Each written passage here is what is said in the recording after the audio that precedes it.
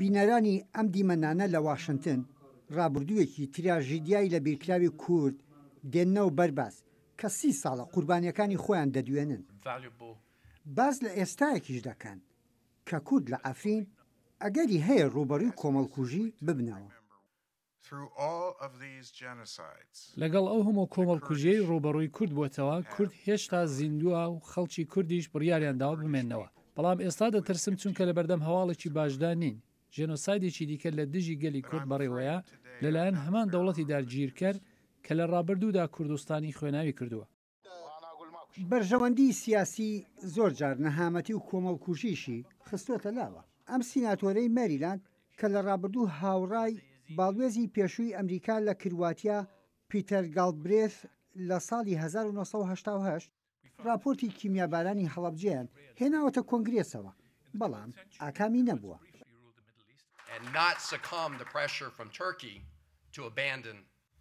نابێت ملکەچی و فشاری تورکیا ببین و دەستبەرداری هاوڕێ کوردەکانمان بین. من ئەو بەرپرسە ئەمریکیانە دەناسم کە لە سووریان ئەوان دەزانن کە شەڕوانە کوردەکان چەند گرنگن، ئەوانیش ناخوازن دەستبەرداریان بین. کەسێک لە واشنگتن یان وەزارەتی دەرەوە لە دوورەوە بڕیار دەردەکەن کە دەستبەرداری ئەو کەسانە بین کە لەگەڵ ئێمەدان. زۆر گرنگە بەڕوونی پەیامێک بدەین کە ئەمریکا ناترسێنرێن. بێپشتگیری ئەو ژن و پیاوە شەڕوانانە داعش لە سووریا چالاک دەبوو. ئەوەش گەورەترین مەترسی و هەڕەشە بوو بۆ سەر ئەمریکا.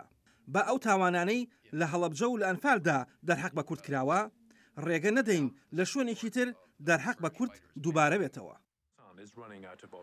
کۆمەڵکوژی هەر میلەتێک پێویستی بە کۆکردنەوەی دۆکومنت و شاهید حاڵەکان هەیە. ئەوەش لە پێشدا ئەرکی بەرپرسانی ئەو میلەتەیە کە ڕووداوەکەیان بەسەردا هاتووە. هەندێک خەڵک ئەویان لەبیر چووە، خەڵکێکی زۆریش لە خۆرئاوا ئەوە نازانن، بەڵام دادوەرانی عێراقی لە کەیسی ئەنفال هەندێشتی تازایان بۆ کۆمەڵکوژیەکە زیاد کردووە. پێویستە ئەمانە هەمووی ڕێک بخرێ.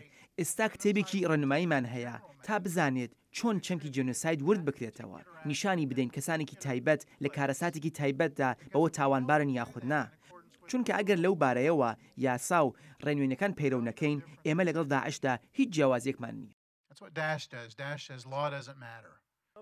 ئەم جوتیارە کووردە وەک زۆر کوردی تر چەند جار ماڵەکەی ڕماوە و وازی نەهێناوە. بەڵام کیمیابارانی هەڵەبجە و ئەنفالیش هێشتا زامێکە بە دڵی قوربانی و کەس و کارەکانیانەوە. یەحیا بەرزنجی دەنگی ئەمریکا، واشنگتن.